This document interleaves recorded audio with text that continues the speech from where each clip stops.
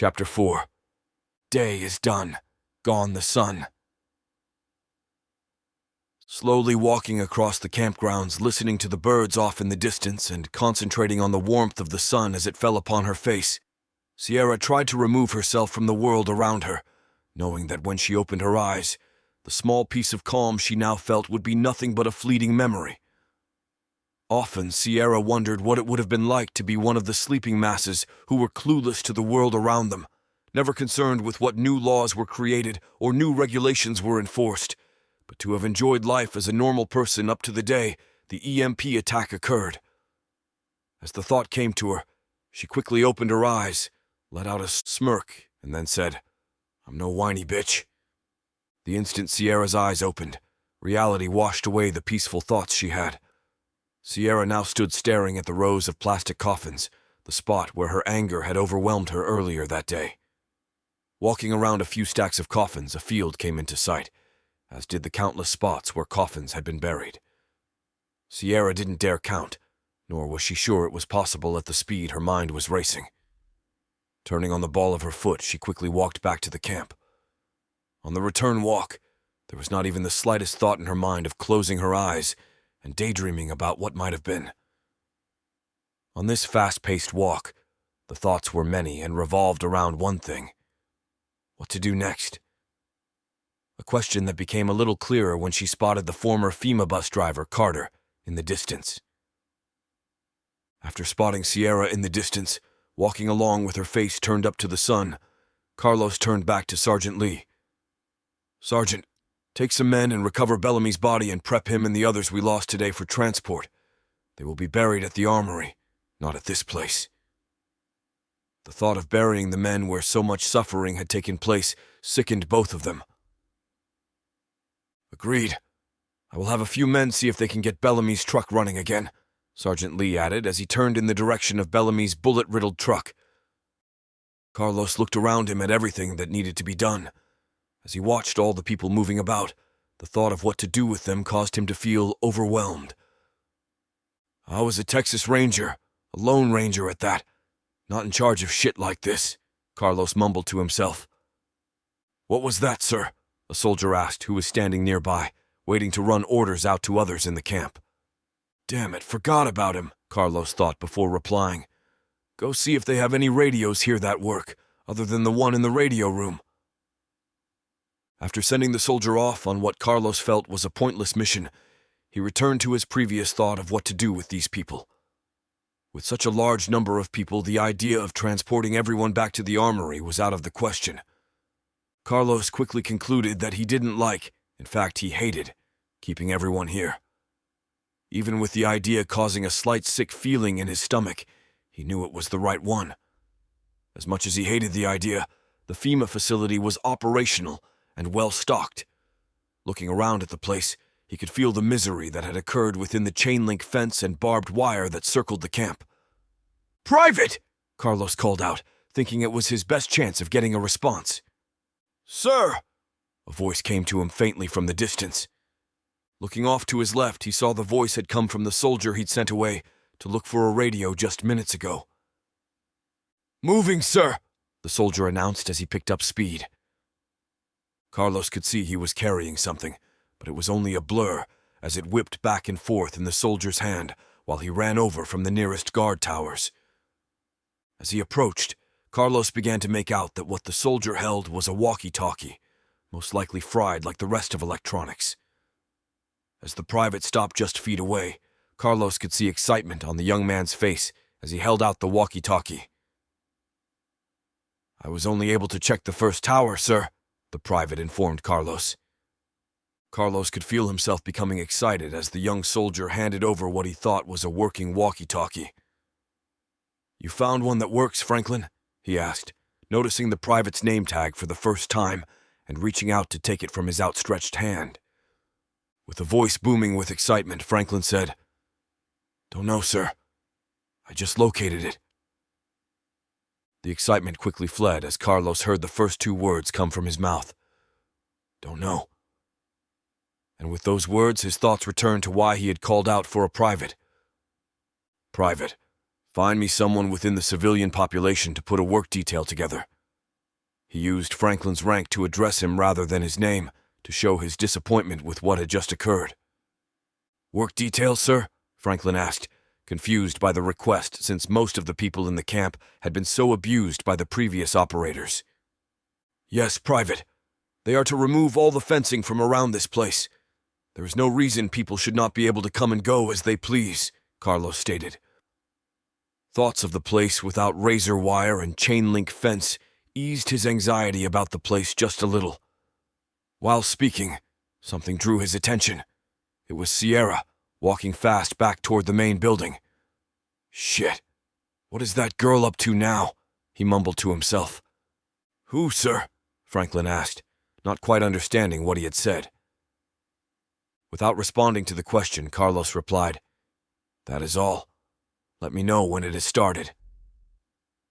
Leaving Franklin with the orders he gave him, Carlos looked back in the direction he'd seen Sierra and began walking. The months they had spent together told him something was up. He had heard his internal, "Sierra is getting ready to do something crazy," alarm going off the moment he spotted her. "Carlos!" he heard after only walking a short distance. "This being in charge shit sucks," Carlos thought as he moaned, turning to the man who was calling his name. "Lee, what can I do for you?" Carlos asked as Lee ran over. "Great news. Bellamy's truck is still operational," Sergeant Lee said. "Really?" Carlos asked, not believing it could be after all the gunfire that was focused on stopping it. "Yeah, it looks like they were more focused on Bellamy than the truck. We're going to use it to transport the casualties back for burial," Lee informed Carlos of his plan. After taking a second to think over Lee's plan, Carlos replied, "Sounds good. I need you to remain here, so send someone you trust. I'm going to need your help." "Will do. I'm going to see if there is a replacement for the windshield around here and get them headed back first thing in the morning." "What did you have in mind for the dead camp personnel?" Lee asked. Without much thought, Carlos replied, "They like those large black plastic boxes so much. Put them in and bury them far away from here.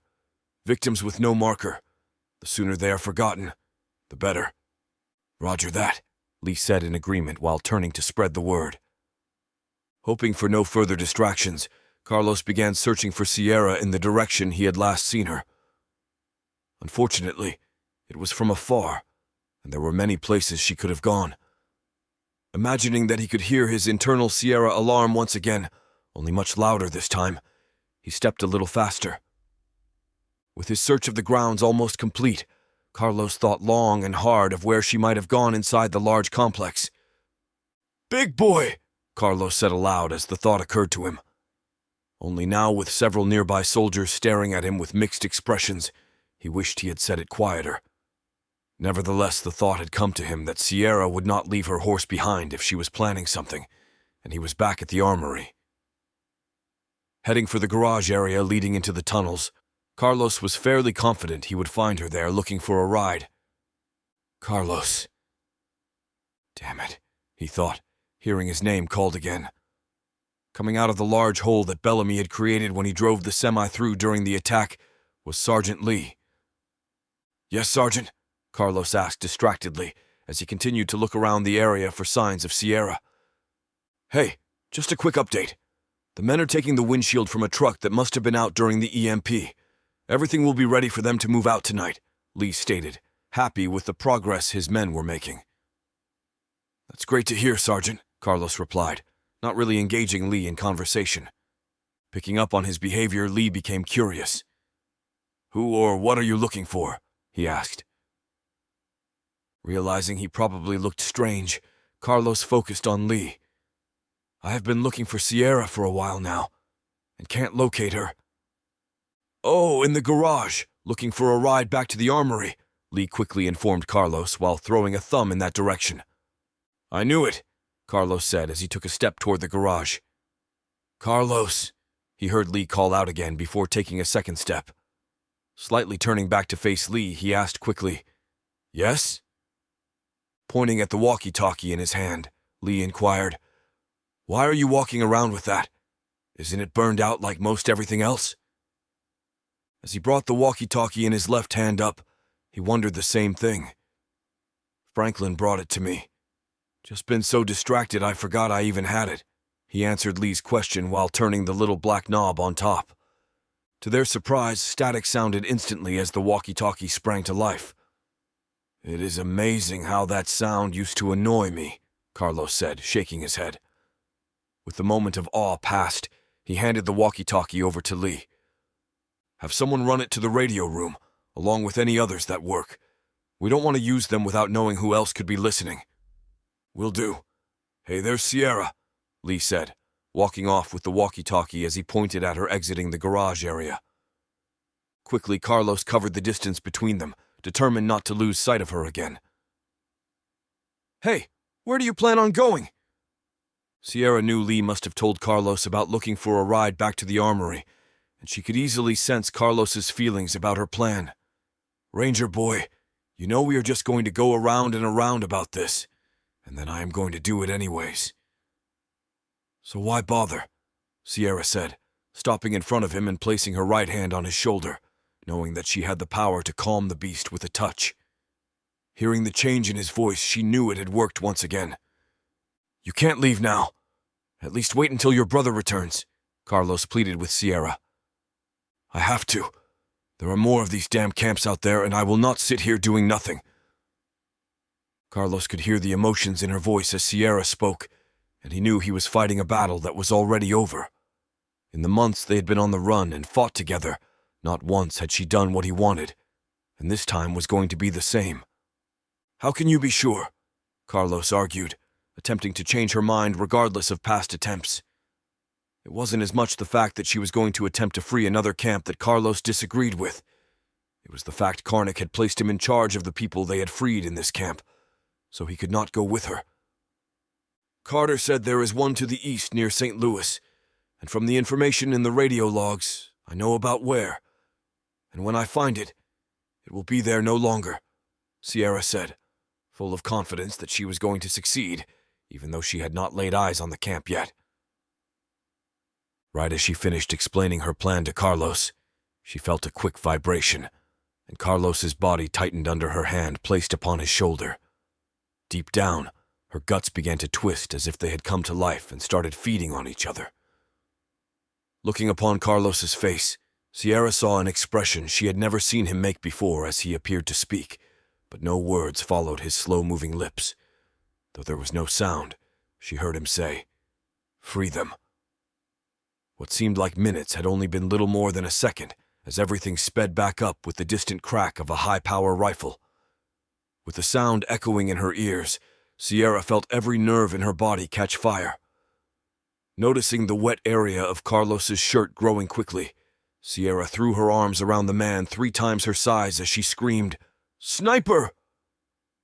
Fighting with all her strength, Sierra held tight to Carlos, struggling to keep him standing, for she felt that as long as the man stood, he could not die, not realizing that he had already fallen to the ground.